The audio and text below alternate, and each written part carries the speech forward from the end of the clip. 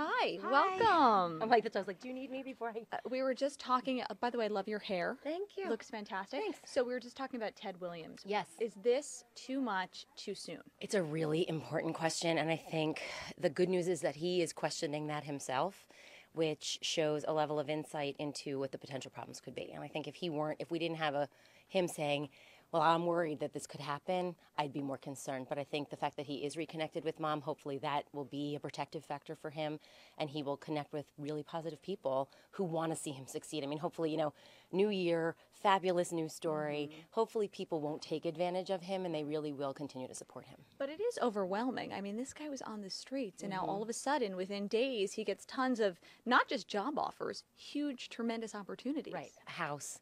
I think someone offered to pay his mortgage, job opportunities. He's in the media spotlight. Look at how many people have been in the media spotlight their whole lives and can't handle that pressure.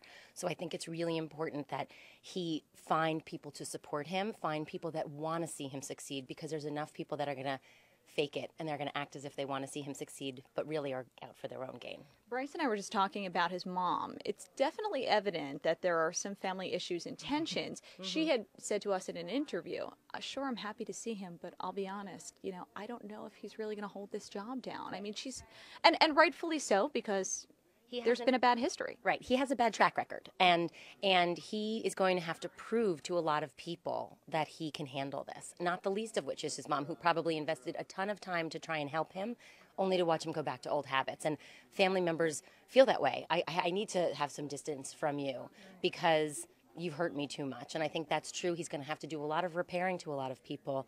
And is he going to be willing to do that? And will they stand by him while he does it and believe in him enough to watch him prove them wrong? Speaking of that, is that going to be a hard journey to reconnect with his mother? And also, he says he has 9 kids. It sounds like a lot of them don't want to see him. Some do, some don't. That's going to be just as difficult to juggle, I imagine. I think that's true. I think that there's going to be a lot of doubters. Right now we're all reveling in the beauty of the story, but there are doubters, and those doubters are those people that are his family, his children, his mother, other people, his ex-wife. So we want to kind of consider how they're going to feel, and he's going to have to balance that. He's going to have to figure that one out. What about money? We see this, unfortunately, with celebrities or, reality TV stars who all of a sudden come into a lot, and they don't know how to manage it. Right.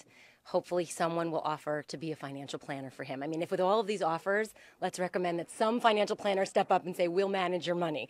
Because I think he doesn't know how to manage money. I mean, he hasn't had any to manage, and now he's getting offers where they're paying him tens of thousands of dollars. What does he do with that? Well, how does he not just go on these binges? How does he save it? How does he protect it? How does he really build a life that's worth living for himself? And it'll be interesting to see, as the year progresses, where he's at. He had said in one interview in the initial radio station, if I can make $18,000, $25,000 a year, that would make me happy. And I couldn't help but to think, you might be able to get that in one commercial. Well, I think I read somewhere that one of the commercials that he was offered was paying him $10,000 the commercial. So he's close. And that is a lot of money for someone who doesn't know. And he needs to really slow down. And I think the media frenzy, once it quiets down, hopefully he will be able to take a step back and say, what's really important here? And how do I prove to everybody now that, at 53 that I can handle this and make this happen? That is a huge life change at 53 years old. And not just for him, but for really anybody. How does he go about handling that? I think it's a tough question, and I think there are a lot of people who do change careers in their 50s and kind of find new life. And I think it's really just about the pace at which you go. You can't go as fast as you are when you're 25 or 35 and you have maybe less riding on it. He also has everybody's eyes, the eyes of the world are on him, so there's so much more pressure. So slowing it down, taking a step back, thinking about all the options, making good choices, asking the people that might help you make those choices, and then moving forward. But he doesn't have the luxury of just running around because there's a lot of people looking and watching. What is the game plan when you know that, okay, I've got this job, I don't know what to do with it. Many job offers don't know what to do with it. Money, I don't know what to do with it. And family. I mean, every major life issue is up in the air for this guy. Being reborn. Right. What do you do? You stop and take a breath and then assess all of those things. So and I think you have to come up with a game plan for each one individually. Okay, so I now have a job. What am I going to do with this? How am I going to keep this? And checks and balances to do that. I want to reconnect with my family. I have to be ready for them not to accept me. I have to be ready to work really hard at it. How am I going to do that? I need to get a house. I need, each thing needs its own kind of checklist, and you're going to start at the top and just go down with the basics, especially with reconnecting with family. They may not want to reconnect with him, and he's going to have, or they're going to want to reconnect with him because he's going to have money. So he's going to have to really be prepared that there might be some hurt in there. He's hurt a lot of people. There might be some hurt back, and that's unfortunate, but that's life, and that's the insidious nature of addiction very often, and he's got to prove to people that he's ready to be who he wants to be now. You brought up addiction. He has a history there as well. And he had said to our correspondent, Seth Doan, on the Evening News, as a recovering alcoholic, and you could see he was just grasping for it. And he said, all I really want right now is a drink. And you could see there was this really deep internal struggle. And he even mentioned, I need some kind of anxiety medication because this is too much for me to handle. Absolutely. How is he going to keep himself in check there? Hopefully he will go to the things that helped him get sober in the first place. So if that means he goes back to finding sober supports, going to AA meetings, finding a great sponsor, all of the things that are going to help him stay sober. Does he need a psychiatrist because he needs some medication? Hopefully he won't have people that will take advantage of him. He will really find those people that'll be the insular circle and protect him. Well, because he had said that he might have one drink. He said, I can't say I'll never not have another drink again. Would that be enough to put him over the edge? Could be. It could. There are certain people who one drink leads to everything else, and there are other people who can handle having one drink. So it's really the question of the nature of his addiction. And if he is one of those people that one drink is this beginning of the slippery slope, why bother? Find another way to get that high and get that release, because that could really cause him to lose everything he's just received. So at the bottom line, it all boils down to a support system in every facet of his life. Pretty much. He's got all this stuff he doesn't really know what to do with. So the more people he can surround himself that will help him succeed, the better. Will all of this media fanfare screw things up in any way for him as well? Does it kind of blow up the picture in any way, or just kind of make things look even better than they really are? I think it'll be, curious to see what happens when the media goes away. Because right now, he's got to stay on track. And what happens when that goes away? Is he going to be able to do that? Do you think that he'll get potentially less offers with less media following him around? Is he just the new it guy for 15 minutes? Right. This could be his 15 minutes of fame, or we could maintain it. So we'll see what happens. We have Lonnie behind us. Hi, Lonnie. I'm sorry, wanting to jump in. I'm actually just back. I'm being polite, Oh, raising my hand. Yeah, Lonnie Quinn. We'd like to call on you. Come on out, Because Lonnie. I've been listening over there because obviously the whole country's talking about Right, this okay. guy. I mean, and we're all, listen, I think everybody's rooting for him. Absolutely. He comes across as such a nice guy. That reunion with his mom, he's in tears calling her mommy. My question is this, though. Don't you think when he talks about 2 years being sober, I'm just fearful that he was sober because he didn't have any money to buy any of the drugs or to buy any of the booze. And I would say that's true. But unfortunately, the homeless community is one of the biggest substance-using populations. Yeah, you're right. How do they get it? I mean, it must They be... panhandle, he was panhandling. So they panhandle and their money goes to drugs and alcohol first often instead of food. They prostitute. I mean, there's so many different ways they steal. There's lots of different ways that they can get it. They barter.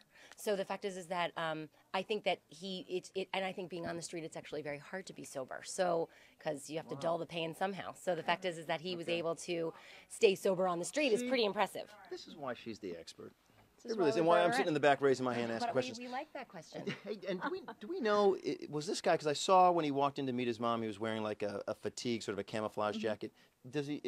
Is he a veteran, or does he have a military Well, he background? said those were the only clothes he really owns. So that those were the same jeans I know that he wore the day before, just from the pieces that we had. I don't know about the jacket, though. I don't know.